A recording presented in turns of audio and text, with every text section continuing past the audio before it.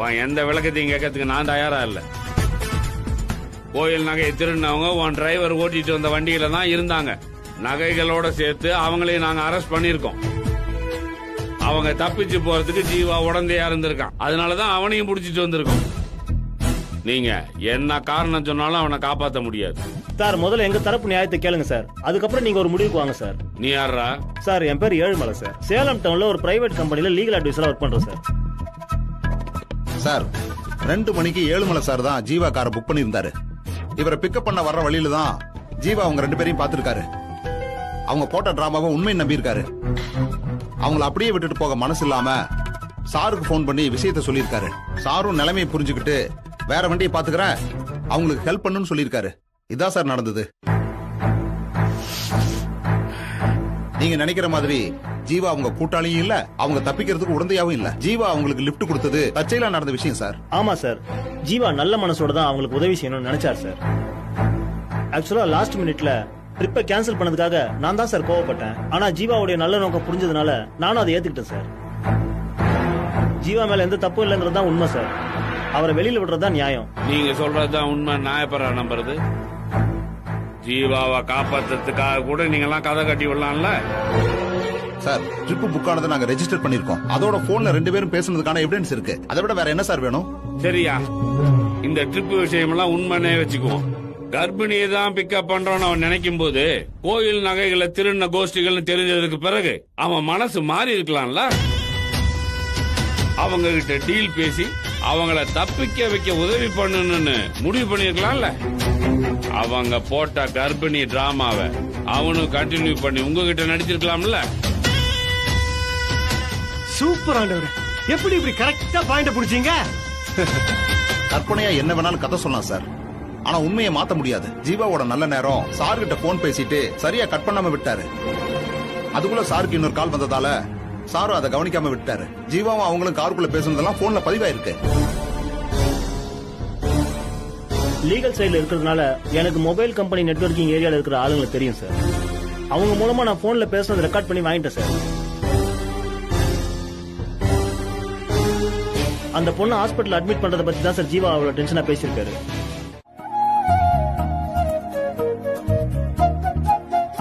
மயில, எனக்கு இது போதும் மயில, இது போதும். இவ்ளோ நாளா எனக்கு ஒரு பிடிப்பு கிடைக்காம தான் மயில நான் இவ்ளோ போராடிட்டு இருந்தேன். ஆனா இன்னைக்கு எல்லாமே மாறிடுங்கிற நம்பிக்கை எனக்கு முழுசா வந்துருச்சு.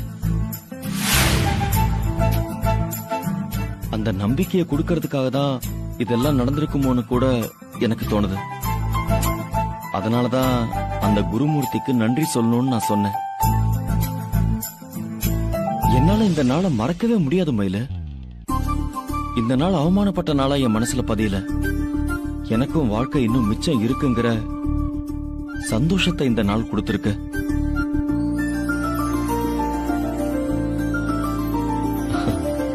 இத கொடுத்த கடவுளுக்கு நான் நன்றி சொல்லியே ஆகணும்.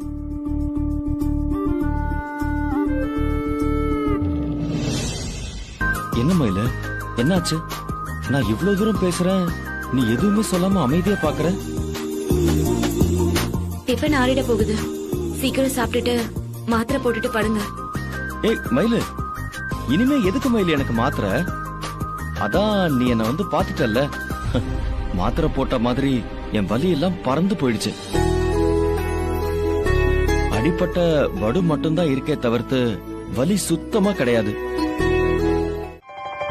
என்னால நம்பவே முடியல மாமா. கொஞ்ச நேரத்துக்கு முன்னாடிதான் தொட்ட இடம்லாம் வலிக்குதுன்னு துடிச்சுட்டு இருந்தீங்க. இப்ப என்னடா இப்படி ஒரு குத்தாட்டம் போட்டுட்டு இருக்கீங்க?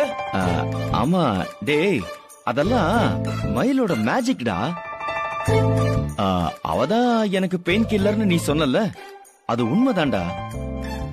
அவ என்ன வந்து பார்த்து பேசின உடனே ஒரு செகண்ட்ல எல்லாமே மாறி போச்சுடா. என் வலியெல்லாம் எனக்கு எங்க போச்சுன்னே தெரியல. என் உடம்பு இப்போ அவ்வளவு ஃப்ரெஷ்ஷா இருக்கு. என் மனசுல அப்படியே சந்தோஷம் பொங்குது.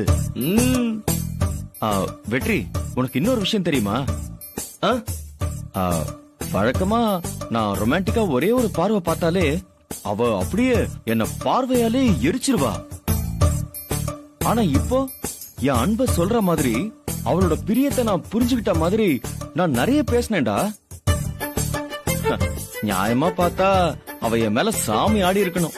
ஆனா அவ பெருசா ரியாக்ட் பண்ணாம அப்படியே சைலண்டா போயிட்டா. அதுக்கெல்லாம் என்ன அர்த்தம்னு உனக்கு புரியுதா? ஏற்கனவே அடிபட்டு வந்திருப்பாரு, திரும்பவும் அடிக்க வேணாமேன்னு நினைச்சிருப்பாங்க. டேய், அது இல்லடா இடியட். அவ கொஞ்சம் கொஞ்சமா மாறிட்டு இருக்காடா. என்ன அவ மனசுல புருஷனா ஏத்துக்கவும் தயாராயிட்டா. என்ன மாமா சொல்றீங்க? உங்க 2 பேருக்கும் திருட்டு கல்யாணம் நடந்துட்டா மாதிரியும், இதுவரைக்கும் புருஷனா ஏத்துக்காத எங்க அக்கா இனிமேல் தான் ஏத்துக்க போற மாதிரி பேசிட்டு இருக்கீங்க. பெட்டர் லேட் தென் நெவர். அப்ப குடுக்கலன்னா என்ன, இப்ப குடுத்துட்டா போச்சு. மாமா, மாமா, மாமா. டேய், என்ன என்னடா? மாமா? ஏய், ஏன்டா இழுக்கிற? இந்த மாதிரி விஷயத்துல எல்லாம் அவசரப்பட்டா காரியமே கெட்டுரும். ஆ? திரும்பவும் நீங்க முதல்ல இருந்து ஆரம்பிக்கிற மாதிரி ஆயிடும் மாமா. என்னடா சொல்ற? gift குடுக்கறதுங்கிறது ஒரு நல்ல விஷயம் தானே. அத செஞ்சா மயில சந்தோஷம் தான்டா படுவா. இங்க பாரு, நீ என்ன தடுக்காத. நான் எப்படி போய் அந்த கிஃப்ட குடுக்கறேன்னு பாரு. ஐயோ மாமா, சொன்னா புரிஞ்சுக்கோங்க மாமா. ஏன்டா? அக்கா சந்தோஷப்பட்டா பரவாயில்ல, வேற மாதிரி ரியாக்ட் பண்றதுக்கு சான்சஸ் இருக்குல்ல. வேற மாதிரியா? உங்களுக்கு அடிபட்டு இருக்குன்னு அக்கா ஆறுதலா பேசிட்டு போறாங்க. அதையே சாக்கா வச்சுக்கிட்டு நீங்க ஏதாவது கிஃப்ட் நீட்டினீங்கன்னா அக்காக்கு இன்னும் டென்ஷன் தான் ஏறும். கொஞ்சம் இடம் கொடுத்தா இந்த மாதிரி தலைக்கு மேல ஏறி நின்னு ஆடுவாங்கன்னு கோவப்பட மாட்டாங்க. மயிலு கோவப்படுவான் நான் சொல்றேன். பொண்ணுங்களை பத்தி என்னை விட உங்களுக்கு தான் அதிகமா தெரியும் மாமா. அவங்க எந்த நேரத்துல எப்படி பேசுவாங்கன்னு நம்மளால சொல்லவே முடியாது. நீங்க நினைச்ச மாதிரி அக்கா சந்தோஷப்பட்டா நல்லது. அக்கா நெகட்டிவா ரியாக்ட் பண்ணிட்டா அது உங்களுக்கு தானே நஷ்டம். ஆமாண்டா. எல்லாம் கூடி வர நேரத்துல நீங்களே இப்படி அவசரப்பட்டு காரியத்தை கெடுத்துறாதீங்க மாமா. அக்கா அமைதியா தான் போயிருக்காங்களே தவிர பாய திறந்து எதுவுமே சொல்லல. ஆமா. கன்ஃபார்மா எதுவுமே தெரியாம காரியத்துல இறங்காதீங்க மாமா. அக்காவே கிரீன் சிக்னல் கொடுத்ததுக்கு அப்புறம் தங்க கொலுசோ தங்க வளையலோ எதா வேணாலும் நீங்க கொடுங்க. அது வரைக்கும் கொஞ்சம் பொறுமையா இருங்க. சரிடா. ஆமா, நீ சொல்றதும் கரெக்ட் தான். என்னோட அவசரத்தினால நானே என் காதலுக்கு குழி தோண்டிடக் கூடாது. கரெக்டா? நல்ல நேரத்துல நீ என்ன வந்து தடுத்த. ரொம்ப தேங்க்ஸ்ரா. சரி, நீ போய் பிளேட் எடுத்து வா, நாம 2 பேரும் சாப்பிடலாம். சரி மாமா. என்னடா, போய் பிளேட் எடுத்து வா. சரி மாமா. வா போலாம். ஏமா அங்கேயே நிக்கிற? உள்ள வா போலாம். யார் வீடுப்பா? ஏன் வீடுமா? சி, உன் வீடுமா? அட, நம்ம வீடுமா? அது யாரோ தெரியாதவங்க வீட்டுக்கு வந்த மாதிரி தயக்கத்தோடு நிக்காத. இது உன் சொந்த வீடு மாதிரி உரிமையோட வா. வா போலாம்.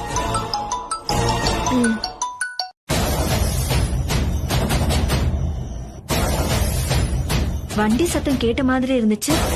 வெற்றியை உள்ள கூட்டிட்டு வராம இன்னும் என்ன பண்ணிட்டு இருக்காரு?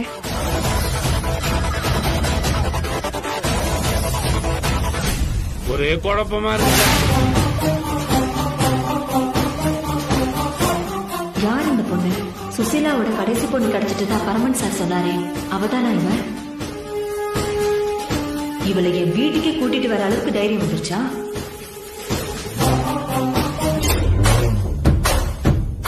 சரிங்க சார், நீ வாமா.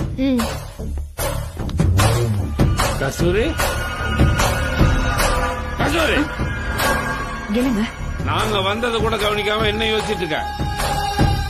இப்பவே கோவத்தை காமிச்சிட்டா நம்ம வாழ்க்கைக்கு தான் ஆபத்தாயிடும். இப்பவே ஆவேசப்படாம அடக்கி வாசிக்கிறதா நல்லது. கஸ்தூரி, உங்ககிட்ட தானே கேக்குறேன். ஏன் எதுவும் பேசாம தலை குனிஞ்சு நிக்கிற? ஒண்ணு இல்லங்க, வெற்றி தான் வந்துட்டான்னு நினைச்சேன். அவன் வரலன்னதும் ஒரே குழப்பமாயிடுச்சு. நீ தான் இப்ப என்ன குழப்பற? சம்பந்தம் எல்லாம் வெற்றியோட பேச்சு எதுக்கு இப்ப எடுக்கிற? நீங்க தானே வீட்டுக்கு ஒரு முக்கியமான ஆளை கூட்டிட்டு வரேன்னு சொன்னீங்க. நமக்கு முக்கியமான ஆளுனா அது நம்ம பையன் மட்டும் தானே. நீ வாமா. கேட்க வேணாம். அவன் சொல்லலன்னா தாலி மாற்ற எடுத்து விட்டுருவான்னு மிரட்டுவோம். அதுக்கு பயந்து அவன் சொல்லிதானே ஆகணும். இல்லக்கா, அவசரப்பட்டு நம்ம எதுவும் செஞ்சிடக்கூடாது. ஏன்னா அதுல நிறைய குழப்பம் இருக்கு. அந்த குடும்பத்தை பத்தி என்கிட்ட சொல்றதை விட குருமூர்த்திகிட்டே மயில் சொல்லிருக்கலாமே. அவர் அவங்கள போய் பார்த்துட்டாலே நான் வேஷம் போடுறேன்னு தெரிஞ்சிருமே. என்ன மாட்டி விடுறதுக்கு மயிலுக்கு இருக்கிற ஈஸியான வழி இதுதான். ஆனா என்ன போட்டு கொடுக்க துடிக்கிற மயில இது என்ன செய்யாம இருக்கா? அந்த குடும்பத்தை காட்டி கொடுக்கறதுல அவளுக்கு ஏதோ பிரச்சனை இருக்கு. அதனாலதான் அவ அமைதியா இருக்கா. முதல்ல அதுக்கான காரணத்தை நாம கண்டுபிடிக்கணும். அந்த குடும்பத்தை பத்தி அவளே நம்ம கிட்ட சொல்ற மாதிரியான சூழ்நிலையை நம்ம உருவாக்கணும். அது நடக்கிற வரைக்கும் இப்போதைக்கு ஒரு விஷயத்தை மட்டும் நம்ம பிக்ஸ் பண்ணிக்கலாம். இனிமே நீ பரம அக்கா இல்ல சந்தியா அக்கா, நீ கவிதா அக்கா இல்ல அனு அக்கா. என்னடி சொல்ற? அந்த ஆளு கடைசி பொண்ணு பாத்துட்டதுனால மத்த பொண்ணுங்களையும் பாக்கணும்னு தான் துடிப்பாரு. முடிஞ்ச வரைக்கும் நான் அவரை சமாளிக்க பாக்குறேன். அதையும் மீறி மத்த பொண்ணுங்களை காட்டியே ஆகணுங்கிற சூழ்நிலை வரப்போ நீ சந்தியாவாவும் கவிதாக்கா அனுவாவும் நடிக்கிற மாதிரி இருக்கும். அதுக்கேத்த மாதிரி நீங்க 2 பேரும் தயாரா இருந்துக்கோங்க. இப்போல இருந்தே சந்தியா அண்ணனு கூப்பிட்டு பழகிக்கோங்க. அப்பதான் அந்த கேரக்டரை வாழ்றதுக்கும் வசதியா இருக்கும். என்ன மகா இது, நீ மட்டும் நடிச்சா போதுன்னு பார்த்தா எங்களையும் இதுல கோத்து விடுற? நடிக்கிறதும் வேஷம் போடுறதும் நமக்கு என்ன புதுசா?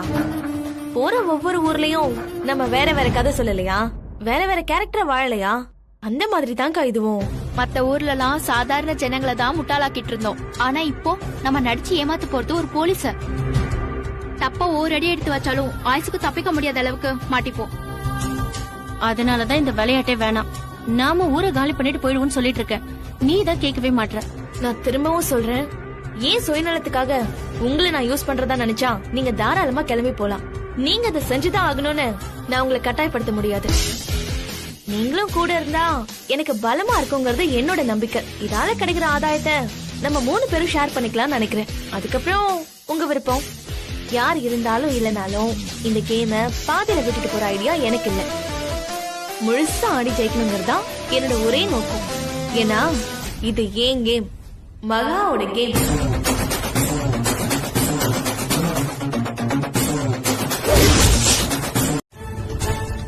என் வார்த்தைய மீறி நீ ஒரு விஷயத்தை செய்யணும்.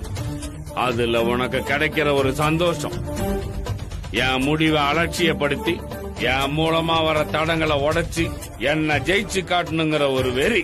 சார், உங்களை நான் ஜெயிக்கிறத விட நீங்க என்ன புரிஞ்சுக்கணும் தான் நான் ஆசைப்படுறேன். என் கனவை நனவாக்குறதுக்காக தான் நான் போராடுறேனே தவிர யாரையும் ஜெயிச்சு காட்டணும்ன்ற எண்ணம் எனக்கு இல்ல சார். வெளியில இருந்து பார்க்கும்போது நீ உன் லட்சியத்தை நோக்கி ஓடுற மாதிரி தான் தெரியும். ஆனா அதுக்கு பின்னால இருக்கிறது என் மேல இருக்கிற வன்மம். ஒவ்வொரு விஷயத்திலையும் என்ன மீறி மீறி இவ்வளவு தூரம் உன் காரியத்தை சாதிச்சு என் மூக்க உடைச்சு என் மூஞ்சில காரிய பூசணும். இந்த ஆசையினால தானே நீ ஓடிக்கிட்டே இருக்க. இதே டெக்னிக்கை நீ யூஸ் பண்ணி IPS ஆகி நான் உனக்கு சல்யூட் வைக்கணும்னு நீ ஆசைப்படலன்னு சொல்ல. ஆனா உன்னோட அந்த ஆசை இந்த ஜென்மத்தில் நிறைவேறாது.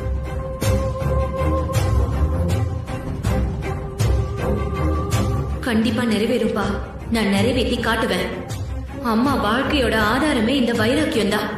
என்ன IPS ஆக்கி உங்களை எனக்கு சல்யூட் அடிக்க வைக்கிற நாளுக்காக தான் இத்தனை வருஷமா அம்மா காத்துட்டு இருக்காங்க. அவங்கள ஜெயிக்க வைக்காம நான் விட மாட்டேன். என்ன மயிலு, எதுவும் பேசாம ரொம்ப அமைதியா இருக்க? நீதான் சைலண்டா இருந்த காரியத்தை முடிக்கிறவளாச்சே. IPS என்ன தோக்கடிச்சிடலான்னு உள்ளுக்குள்ளேயே சொல்லிக்கிட்டு இருக்க போல இருக்க. உனக்கு அப்படி ஒரு அசட்டுத்தனமான நம்பிக்கை இருந்தா அதை இப்பவே அடியோட அடிச்சிரு. மயிலு, இந்த பாக்ஸிங் பாத்திருக்கியா நீ? அதுல நிறைய ரவுண்ட்ஸ் இருக்கும். ஒருத்தன் அடிச்சுக்கிட்டே இருப்பான், ஒருத்தன் அடி வாங்கிக்கிட்டே இருப்பான். ஒரே ஒரு அடி அடிப்பான் பாரு, அவ்வளவு நேரம் அடி வாங்கினவன் அடிச்சவனை மொத்தமா காலி பண்ணிடுவான். உனக்கும் எனக்குமான போட்டியிலையும் அதுதான் நடக்க போகுது. இது வரைக்கும் நடந்த எல்லா ரவுண்ட்ஸ்லயும் நீ என்னை அடிச்சிருக்கலாம், நான் அடி வாங்கியிருக்கலாம். ஆனா IPS எக்ஸாம் எழுத விடாம தடுக்கிறது தான் நான் உனக்கு கொடுக்க போற ஃபைனல் பஞ்ச். இது வரைக்கும் நீ எனக்கு கொடுத்த அடியெல்லாம் கொசு கடிக்கிற மாதிரி சும்மா தேய்ச்சி விட்டுக்கிட்டு வீட்டுக்கு போயிட்ட. ஆனா நான் உனக்கு கொடுக்க போற பஞ்ச் உன்னால மீண்டு வரவே முடியாது. என் வாழ்க்கையிலையும் உன்னால எனக்கு எந்த தொந்தரவும் இருக்காது. மயிலே, நம்பிக்கை இல்லாம இல்லடா, நீ இல்லாம அந்த வீட்ல எங்களால இருக்க முடியல. இப்போ இப்படிதான் சொல்லுவீங்க? வீட்டுக்கு வந்ததும் வீட்டை விட்டு போடான்னு என்ன விரட்டி அடிப்பீங்க. நீ அப்பாவுக்கு விஷம் வச்ச அந்த கோபத்துல தான் நான் வார்த்தையை விட்டுட்டேன். அதுக்காக 1000 தடவை நான் உங்ககிட்ட மன்னிப்பு கேட்டுட்டேன்டா. நான் பேசினதே மனசுல வச்சுக்கிட்டு எங்களை பழி வாங்கணும்னு நினைக்காதடா. அப்படி நினைச்சிருந்தா நான் வீட்டுக்கு வர மாட்டேன்னு தானே சொல்லிருப்பேன். ஆனா கொஞ்ச நாள் டைம் கொடுங்கன்னு தானே நான் உங்ககிட்ட கேட்டிருக்கேன். வெற்றி, இனி ஒரு நாள் கூட உன்னை பிரிஞ்சு என்னால இருக்க முடியாதுடா. டேய், உன்னை நினைச்சு நான் ஒரு பக்கம் அழுதுட்டு இருக்கேன்டா. இந்த மனுஷன் எதையுமே வெளியில காட்டிக்காம உள்ளுக்குள்ளேயே அழுதுட்டு இருக்காரு. நீ இல்லாம அந்த வீடு இளவு வீடு மாதிரி ஆயிடுச்சுடா. வெற்றி, நீ இருக்கிற வீட்டுல நான் இருக்க மாட்டேன்னு ஆவேசத்துல சொன்னதான். ஆனா நீ இருந்தாதான் வீடு வீடு மாதிரி இருக்குன்னு எனக்கே இப்பதான் புரியுது. வெற்றி, உன் வயசு வேகத்துல நீ ஒரு 4 தப்பு பண்ணிருக்கலாம். கோவத்துல நாங்களும் 4 வார்த்தை பேசியிருக்கலாம். இது எல்லா வீட்லயும் நடக்கிறது தாண்டா. யார் யாரோ செஞ்ச தப்பெல்லாம் நம்ம மறக்கிறோம், மன்னிக்கிறோம். நாம செஞ்ச தப்ப நமக்குள்ள மறக்க கூடாதா, மன்னிக்க கூடாதா? பாரா தம்பி, நடந்தது ஒரு கெட்ட கனவா நினைச்சு மறந்துட்டு நம்ம எல்லாரும் திரும்ப ஒன்னா இருப்போம்டா. நீ ஜெயில இருந்தப்போ பிரிஞ்சு இருந்தது நீ செஞ்ச தப்புக்கான தண்டனை. அதையே என்னால தாங்கிக்க முடியலடா. இப்ப நீ பிரிஞ்சிருக்கிறது நீ எங்களுக்கு கொடுக்கிற தண்டனை. இத தாங்குற தெம்போ சக்தியோ எங்க 2 பேருக்குமே இல்லடா. நடந்ததெல்லாம் மறந்துருன்னு அப்பா சொன்னாருல்ல, எல்லாத்தையும் தூக்கி எறிஞ்சிட்டு நம்ம வீட்டுக்கு வாடா. வெற்றி, இப்படி அமைதியா இருந்தா என்னடா அர்த்தம்? இப்பவே நீ எங்க கூட வீட்டுக்கு வரதுல உனக்கு என்னடா பிரச்சனை? டேய், உன் கோவம் இன்னும் குறையலையா? நீ இன்னும் சமாதானம் ஆகலையா? டேய் வெற்றி, இதுக்கு மேலையும் நானும் அப்பாவும் என்னதான் செய்யணும்னு நினைக்கிற? உன் கால்ல விழுந்து மன்னிப்பு கேட்டாதான் உன் மனசு இறங்குமா? நீ வீட்டுக்கு வர்றதுக்கு அதுதான் கண்டிஷன்னா உன் அம்மா அதையும் செய்யறதுக்கு தயாரா இருப்பேன்டா. என்ன மன்னிச்சு.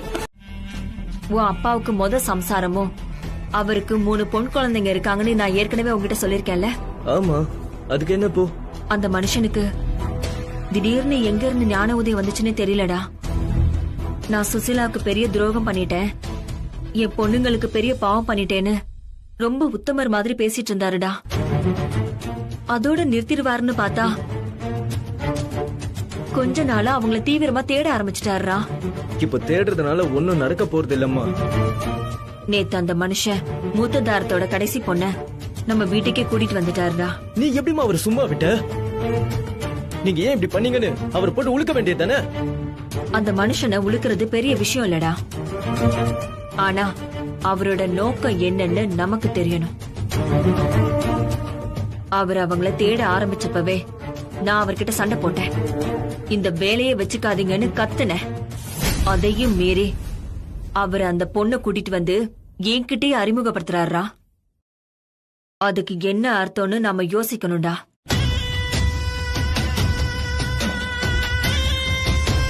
கடைசி பொண்ணு மூலமா எப்படி மொத்த குடும்பத்தையும் கண்டுபிடிச்சிருவாரு. கேக்குறதுக்கே அசிங்கமா இருக்குமா? அவருக்கு நாம மட்டும்தான் குடும்பமா இருக்கணும். 2 குடும்பத்தை மெயின்டைன் பண்றதெல்லாம் நடக்கவே நடக்காது. இவ்வளவு வருஷமா அவர் இல்லாம தானே அவங்க எல்லாம் வாழ்ந்துட்டு இருக்காங்க. இதுக்கு மேலயும் அவங்க எல்லாம் அப்படியே இருந்துட்டு போட்டும். நம்ம குடும்பத்தோட ஜாயிண்ட் அடிக்கிற வேலையெல்லாம் வேண்டவே வேண்டாம். ஏன் முடிவும் அதுதான். ஆனா இத சொன்னோம்னா நம்ம 2 பேரையும் தூக்கி எறிஞ்சிட்டு அந்த குடும்பத்தோட சேர்ந்துருவாரு. அந்த முடிவை நம்ம ஏத்துக்கவே கூடாதுமா. நம்மள மீறி எப்படி அவங்கள அவர் கூட்டிட்டு வராருன்னு நம்மளும் பாத்துருவோம். இந்த மாதிரி விஷயத்துல நாம அவசரப்படக்கூடாது வெற்றி. அமைதியா இருந்துதான் காரியத்தை சாதிக்கணும். அவர் போக்கிலேயே போக விட்டுட்டு சமயம் பார்த்து நாம காய் நகர்த்தணும்.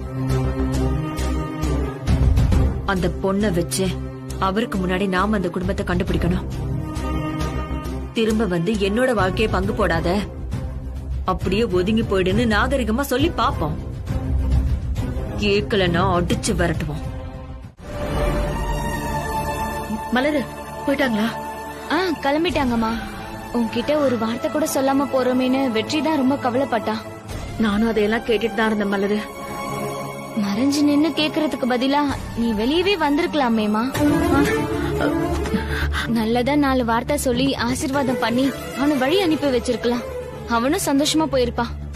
அவன் வீட்டுக்கு போற நேரத்துல நீ உள்ள இருந்துகிட்டே இல்லன்னு சொல்ல சொன்னது எனக்கு சரியா படலம்மா. உனக்கு பொய் சொல்றதே பிடிக்காது.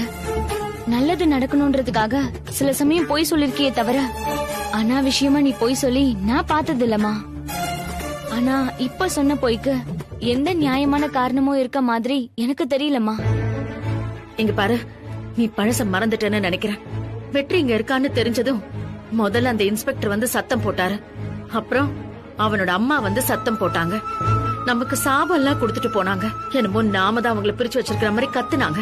திரும்பவும் அவங்க முன்னால போய் நின்னா கோவத்துல ஏதோ வாய்க்கு வந்த மாதிரி எல்லாம் பேசுவாங்க. எதுக்கு தேவையில்லாத பிரச்சனை தான் நான் வெளியில வரல. அந்த அம்மா நம்ம குடும்பத்துல யார பார்த்தாலும் திட்டுறாங்க. என்ன அவங்க கிட்ட மாட்டி விட்டுட்டு நீ மட்டும் தப்பிச்சிட்டியா? உன்கிட்ட எல்லாம் அவங்க ரொம்ப நேரம் பேச மாட்டாங்க. ஒரே வயசுங்கிறதுனால என்ன பார்த்தாதான் அவங்களுக்கு ரொம்ப கோவம் வரும். ஒரு அம்மாவோட தவிப்பு உனக்கு புரியாதான்னு ஏன் மேலதான் வந்து பாய்வாங்க. வெற்றி கிட்ட கூட என்ன பேச விட்டுருக்க மாட்டாங்க. அவன் வீட்டுக்கு போற நேரத்துல எதுக்கு இந்த மாதிரி சங்கடம் தான் நான் உள்ளேயே இருந்துகிட்டேன். இதுதான் உண்மையான காரணமாமா? ஆமாமா. நீ எப்படி சந்தேகமா கேக்குற? அந்த இன்ஸ்பெக்டருக்கு பயந்து போய் தான் நீ இந்த மாதிரி பண்றன்னு தோணுதுமா? அந்த மனுஷனை பார்த்து நான் ஏன் பயப்படணும்? இத பாரு, நீயா ஏதாவது கற்பனை பண்ணிக்காத. இல்லம்மா, நான் நல்லா கவனிச்சுதான் சொல்றேன். ஒவ்வொரு தடவையும் அவர் வரும்போது நீ ரொம்ப பதட்டம் ஆயிடுற. அவர் கண்ணுல மாட்டிக்காம தப்பிக்கிறதுல குறியா இருக்க. அவர் விஷயத்துல மட்டும் நீ எப்பவும் போல இல்லாம வித்தியாசமா நடந்துக்கிற. இதுக்கெல்லாம் என்ன காரணம்னு எனக்கு புரியலம்மா. உனக்கு ஏற்கனவே அவரை தெரியுமாமா? உனக்கும் அவருக்கும் ஏதாவது பகை இருக்கா? இல்ல. அதனாலதான் அவர் முன்னாடி வராம மறைஞ்சு மறைஞ்சு நிக்கிறியா? அப்படிலாம் ஒண்ணும் இல்ல மலரு. அவரு கண்ணுல பற்ற கூடாதுன்னு நான் வேணும்னு எல்லாம் மறைஞ்சு இல்ல. எல்லாம் தற்செயலா நடந்ததுதான். நீதான் அத வேற மாதிரி எடுத்துக்கிற. சிக்கனு, மீனு, அட முட்டை, ஆம்லேட், எதுக்குமா இவ்வளவு ஐட்டம்ஸ் பண்ணி வச்சிருக்க? எல்லாம் உனக்காக தாண்டா பண்ண. எதுவும் மிச்சம் வைக்காம நல்லா சாப்பிடணும். மிச்சம் வைக்காம சாப்பிடறதுக்கு இது என்ன வயிறா இல்ல? சாப்பிடுறா. ஒரே வேளையில இவ்வளவு ஐட்டத்தை எப்படிமா சாப்பிடுறது? ஏன்டா சாப்பிட முடியாது? கல்ல சாப்பிட்டாலும் கரையிற வயசுல உனக்கு. உன் வயசுல நான் நல்லா சாப்பிட்டதுனாலதான் உடம்பு இப்பவும் ஃபிட்டா வச்சுக்கிட்டு இருக்கேன். நல்லா அள்ளி போட்டு சாப்பிடு. எல்லாருக்கும் ஒரு கெப்பாசிட்டி இருக்கு. அந்த அளவுக்கு தான் சாப்பிட முடியும்பா. அவங்க சாப்பிட்டாங்க இவங்க சாப்பிட்டாங்கன்னு நானும் ரவுண்டு கட்டி அடிச்சனா அவ்வளவுதான், என் வயிறு கெட்டு போயிடும். சரிடா, முடிஞ்ச அளவுக்கு சாப்பிடு. ஏங்க, நீங்களும் வெற்றியோட சாப்பிடுறீங்களா? இல்ல கஸ்தூரி, முதல்ல என் பையன் முடிக்கட்டும். இவன் நம்ம வீட்டுல உட்காந்து சாப்பிட்டு எவ்வளவு நாள் ஆச்சு. இவன் சாப்பிடறத பார்த்தாவே எனக்கு மனசும் வயிறு நிறைஞ்சிரும் போல இருக்கு. நல்லா அள்ளி எடுத்து போடேன்.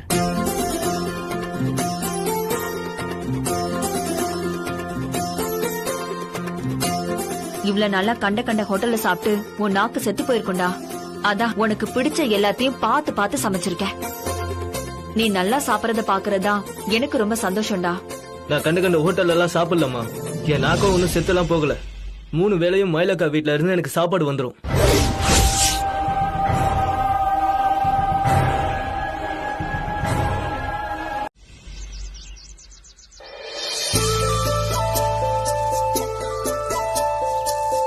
வா மயிலே. சார், டியூட்டிக்கு கிளம்பணும். எதுக்கு என்ன கூப்பிட்டீங்கன்னு சொல்லுங்க.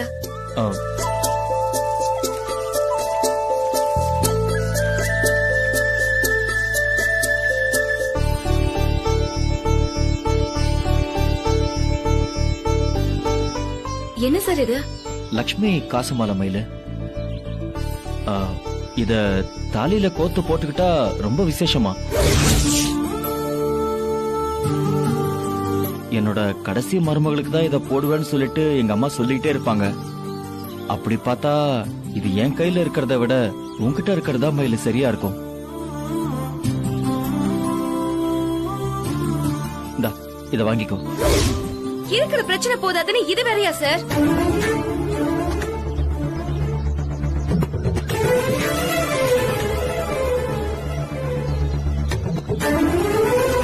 ஏற்கனவே நீங்க கட்டின தாலிய மறைக்கிறதுக்காக தினம் தினம் நான் அவ்வளவு போராடிட்டு இருக்கேன்.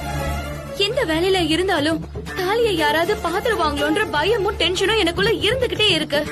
இதையும் சேர்த்து போட்டுக்கோன்னு சொல்றீங்களே, உங்களுக்கு கொஞ்சம் கூட மனசாட்சியே இல்லையா சார்? என் நிலைமை என்னன்னு உங்களுக்கு புரியவே புரியாதா? நல்லா இருக்குடி, ரொம்ப நல்லா இருக்கு.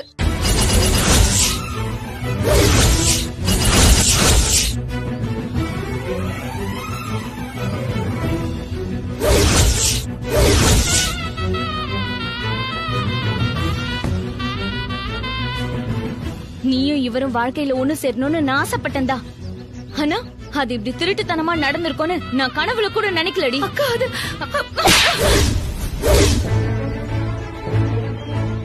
அந்த வார்த்தையை சொல்லி என்ன கூப்பிடாத. நம்ம அக்கா தங்கச்சிங்கிற உறவு இந்த நிமிஷமே அறுந்து போச்சுன்னு வச்சுக்கோ.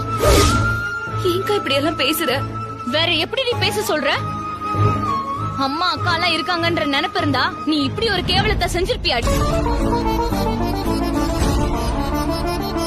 கல்யாணத்தை பத்தி என்னடி நினைச்சிட்டு இருக்க நீ? ஒரு புது வாழ்க்கையோட ஆரம்பியாது. பெத்தவங்களோட ஆசையோட தாண்டி அதை ஆரம்பிக்கணும். ஆனா நீ யாருக்கும் தெரியாம திருட்டு கல்யாணம் பண்ணிக்கிட்டு ரகசிய வாழ்க்கை வாழ்ந்துகிட்டு இருக்க. வெக்கமா இல்ல உனக்கு? அக்கா, நான் சொல்றது கொஞ்சம். நான் எதையும் கேட்க தயாரா இல்ல. பெத்த அம்மாவை ஏமாத்தினதுக்கு என்னடி காரணம் சொல்வ? இந்த பாவத்தை எப்படி நீ நியாயப்படுத்துவ? எங்க கிட்ட நீ என்ன விளக்கம் சொன்னாலும் நீ அம்மாவுக்கு செஞ்சது துரோகம் தாண்டி, நம்பிக்கை துரோகம். 20,000 வேலைங்கிறது ரொம்ப அதிகம், அதுவும் பிறந்த நாளைக்கு. ஒருவேளை அவங்க பொண்ணு ரொம்ப காஸ்ட்லியா தான் எதிர்பார்ப்பாங்களோ? நான் கையை கொடுத்து பிறந்த நாள் வாழ்த்துக்கள்மான்னு சொன்னாவே போதுங்க. என் பொண்ணு அவ்வளவு சந்தோஷப்படுங்க. அப்படியா? எனக்கு புரியுதுங்க நீங்க என்ன கேட்க வர்றீங்கன்னு. அப்புறம் எதுக்கு இவ்வளவு காஸ்ட்லியா இந்த சேலை எடுத்து கொடுக்கறேன்னு கேட்க வர்றீங்க? அந்த காரணம் எனக்கே தெரிஞ்சு. எப்படியும் கடைக்காரங்கிட்ட போய் காசா கொடுத்து வாங்க போறது இல்ல, அன்பளிப்பா தான் வாங்கிருப்போம். வாங்குறதே வாங்குறமே, எதுக்கு குறைவா வாங்கணும், காஸ்ட்லியாவே வாங்கிருமேன்னு 20,000 ரூபாய்க்கு ஒரு புடவை எடுத்துட்டு வந்துட்டீங்க. அது சரி, இவ்வளவு காஸ்ட்லியான ஒரு புடவைய எந்த கடைக்காரன் உங்களுக்கு அன்பளிப்பா கொடுத்தான்னு சொல்லுங்க. நாளை முன்ன எனக்கும் உதவியா இருக்கும்ல. முதல்ல இந்த புடவையை அசிங்கப்படுத்தினீங்க, இப்ப என்ன அசிங்கப்படுத்துறீங்களா? என் பொண்ணு பர்த்டேக்கு அன்பா நான் கொடுக்கற ஒரு கிஃப்ட இவங்கிட்டயாவது போய் ஓசியில வாங்குவனா? ₹1,00,000 புடவையா இருந்தாலும் நான் என் காசை போட்டுதான் வாங்குவேன். ஏன்னா இது என் பொண்ணுக்காக நான் செய்யற செலவு. இதுக்கு கூட நான் பணத்தை கொடுக்கலனா அப்புறம் எதுக்கு? எதுக்காக நான் சம்பாதிக்கணும்? நான் வாங்குற சம்பளத்துக்கு இது கொஞ்சம் அதிகம்தான். ஆனா என் பொண்ணு என் மேல வச்சிருக்கிற அன்பை நான் எப்படி திருப்பி கொடுக்கறதுன்னு தெரியலீங்க. பெத்த பொண்ணோட பாசத்தை அனுபவிக்கிற சந்தோஷம் இருக்கு, அதையெல்லாம் வார்த்தையா சொல்லி புரிய வைக்க முடியாது. எந்த எதிர்பார்ப்பும் இல்லாம அவங்க நம்ம மேல அன்பை கொட்டிக்கிட்டே இருப்பாங்க. நான் உன் மேல எவ்வளவு பாசமா இருக்கேன் பாருன்னு அவங்க வெளிப்படையா சொல்ல மாட்டாங்க. ஆனா அந்த பிரியத்தை நம்மளால ஒவ்வொரு செகண்டும் உணர முடியும். ஆனா அதை நம்மளால திருப்பி கொடுக்கவே முடியாது. நமக்கு வரவும் வராது. இந்த மாதிரி அவங்க கேட்ட மாதிரி, அவங்களுக்கு பிடிச்ச மாதிரி ஒரு பொருளை நம்ம வாங்கி பரிசா கொடுத்தா தான் நம்மளும் அவங்க மேல ஒரு அன்பை வச்சிருக்கோம்னு திருப்திப்படுத்த முடியும். உங்களுக்கும் ஒரு பொண்ணு வந்துட்டால, இனிமேல் நீங்களும் இதையெல்லாம் அனுபவிப்பீங்க.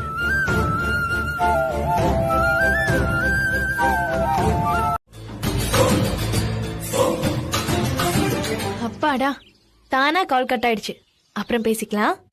ஆஹா, நம்ம போன் பண்ணாலே உடனே அட்டன் பண்ணி பேசுவாளே, இன்னைக்கு என்ன ஆச்சு? ஒரு வேளை சுசீலா பக்கத்துல இருக்கிறதுனால எடுக்காம இருக்காளோ? ட்ரை பண்ணுவோம்.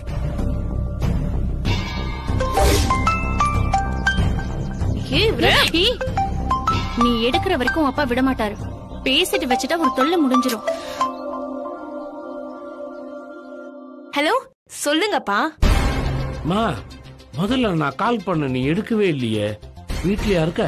அம்மா பக்கத்துல இருக்காளா? இல்லப்பா, ஒரு வேலையா வெளியில வந்துட்டேன். ரொம்ப நல்லதா போச்சுமா. நான் உன்னை உடனே பாக்கணுமே. எங்க இருக்க? உடனே வா. பார்க்க முடியாதேப்பா.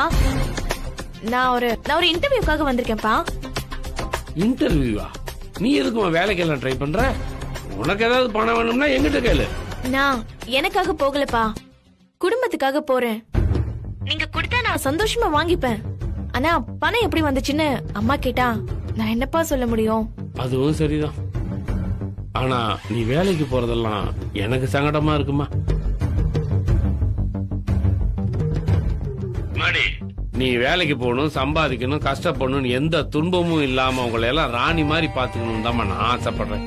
அப்பா புரியுதுப்பா, எல்லாம் கொஞ்ச நாளைக்கு தான்ப்பா. எல்லாரும் ஒன்னா சேர்ந்ததும் நான் வேலைக்கு போறதா வேணாமான்னு பாத்துக்கலாம்ப்பா. சரிம்மா, இப்போ நீ போயிருக்க அந்த இன்டர்வியூ எப்ப முடியும்? தெரியலப்பா. ஏன் கேக்குறீங்க? இன்டர்வியூ முடிஞ்சதும் நான் சொல்ற இடத்துக்கு வரியா? நீ நானும் ஒரு முக்கியமான இடத்துக்கு போவோம். எங்கப்பா போகணும்? அது வாயன் நேர்ல பாக்கும்போது சொல்றேன். ஒரு 1 ஹவர்ல வர்ற மாதிரி பாத்துக்கோ. எங்க வரணும்னு நான் உனக்கு வாட்ஸ்அப்ல மெசேஜ் பண்றேன். என்ன சொல்றாரு உன் திடீரப்பா?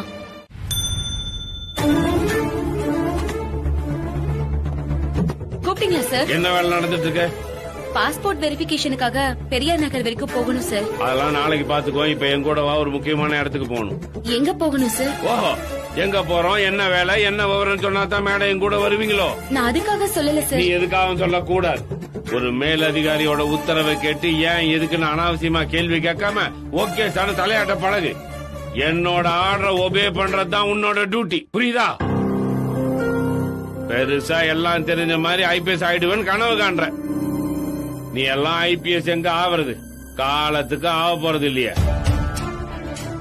நாளைக்கு நம்ம பெரிய ஆபீசர் ஆயிடுவோம். இன்னைக்கு எதுக்கு இந்த ஆளை மதிக்கணும்னு உள்ளுக்குள்ள நினைச்சுக்கிட்டு தானே இவ்வளவு திமிர ஆளையற.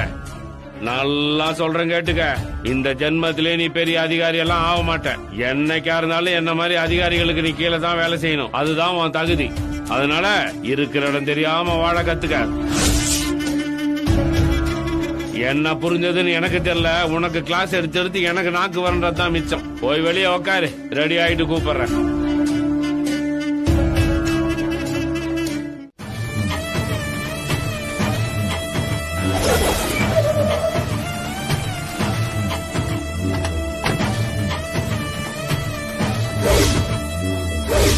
என்னதான் நான் இங்க கூட்டிட்டு போறேன்னு சொன்னாரு. இவ எதுக்கு வால் மாதிரி கூடவே விட்டுட்டு வரா? இது முக்கியமான வேலைன்னு சொல்லிட்டு அப்ப எதுக்கு இவ்வளவு பார்க்க கூட்டிட்டு வந்திருக்காரு? என்ன ரொம்ப நேரமா காத்திருக்கியாமா? இல்லப்பா, நானும் இப்பதான் வந்தேன். அப்படியா? இன்டர்வியூ எல்லாம் நல்லபடியா முடிஞ்சதாமா? முடிஞ்சதுப்பா. உன்னை செலக்ட் பண்ணிட்டாங்களாமா? போன்ல இன்ஃபார்ம் பண்றோம்னு சொல்லிருக்காங்கப்பா. உனக்கு இருக்கிற திறமைக்கும் அறிவுக்கும் உன்னை எல்லாம் கண்டிப்பா செலக்ட் பண்ணிடுவாங்கம்மா. சரி, வண்டியில நம்ம கிளம்புவோம். நாம இப்போ எங்கப்பா போறோம்? அங்க போனது உனக்கு சர்ப்ரைஸா இருக்கும். வா போலாம்.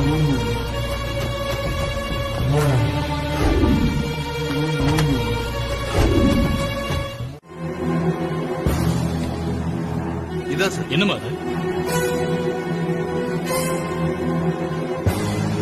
போமா, எடுத்துட்டு போமா. இனிமே இந்த பக்கமே வரக்கூடாது. கிளம்பு. சார், என்ன இந்த பொம்பளை சும்மா விட்டீங்க? இந்த மாதிரி ஆளுங்கள்லாம் ஒரு 6 மாசத்துக்கு உள்ள வைக்கணும் சார். இந்த லேடியை பார்த்தா ரெகுலரா திருடுற மாதிரி தெரியல சார். ஏதோ அவசர தேவைக்காக இப்படி செஞ்சிருப்பாங்க. அதான் வார்னிங் மட்டும் போதுன்னு விட்டுட்டேன். சார், நீங்க எல்லாம் இப்படி பரிதாபப்பட்டு விடுறதுனால தான் அவங்க எல்லாம் இதுவே பர்மனன்ட் தொழிலா பண்றாங்க. ஒரு தடவையோ 10 தடவையோ தப்பு தப்பு தானே, அதுக்கான தண்டனையை கொடுத்தாகணும்ல. நீங்க ஒரு கம்ப்ளைண்ட கொடுத்திருந்தா அவளை லாக்அப்ல வச்சு வெளுத்திருப்பேன். நீங்க பாட்டுக்கு அனாவசியமா அவளை அனுப்பிச்சு விட்டீங்களே. பரவாயில்ல விடுங்க சார், உங்க சப்போர்ட்க்கு ரொம்ப தேங்க்ஸ் சார். நீங்க பர்ச்சேஸ் பண்ண வந்தீங்கல்ல சார், நீங்க போய் பாருங்க சார், நான் வரேன். ரொம்ப தேங்க்ஸ் சார். அந்த லேடிக்கு என்னப்பா கேடு? கை கால நல்லதானே இருக்கு. கூலி வேலை, சித்தாள் வேலை, வீட்டு வேலைன்னு வெளியில 1000 வேலை இருக்கு. ஏதோ ஒரு வேலையை செஞ்சு நேர் வழியில சம்பாதிக்கலாம்ல. அதை விட்டுட்டு ஏன்பா இப்படி குறுக்கு வழியில சம்பாதிக்கணும்னு நினைக்கிறாங்க? புத்தி தப்பா இருந்தா இப்படிதாம்மா யோசிக்க தோணும். சில பேர் குடும்ப கஷ்டத்தால தப்பான வழிக்கு வந்துருவாங்க. கஷ்டத்தை ஒரு காரணமா சொன்னா என்னால அதை ஏத்துக்கல முடியாதுப்பா. உங்க துணை இல்லாம நாங்களும் நிறைய கஷ்டப்பட்டிருக்கோம்ப்பா. ஆனா ஒரு நாள் கூட அடுத்தவங்களை அடிச்சு பொழைக்கணும்னு நினைச்சதே இல்லப்பா. ஒருவேளை சாப்பாடா இருந்தாலும் அது நம்ம உழைப்பால வந்ததா இருக்கணுங்கிறதுல நாங்க ரொம்ப உறுதியா இருந்தோம்ப்பா. மடி, வாழ்க்கையில எவ்வளவு கஷ்டம் வந்தாலும் மனசு தடுமாறாம இருக்கிறதுக்கு எவ்வளவு பெரிய விஷயம் தெரியுமா? என் பொண்ணுங்கெல்லாம் அப்படி இருக்காங்கன்னு பாக்குறப்ப எவ்வளவு பெருமையாவும் சந்தோஷமா இருக்குமா. இதுக்கெல்லாம் நான் சுசீலாவுக்கு தான் நாட்டி சொல்லணும். அப்பங்கிற உறவே இல்லைனாலும் அவ உங்களை தங்கமா தான் வளர்த்திருக்கால.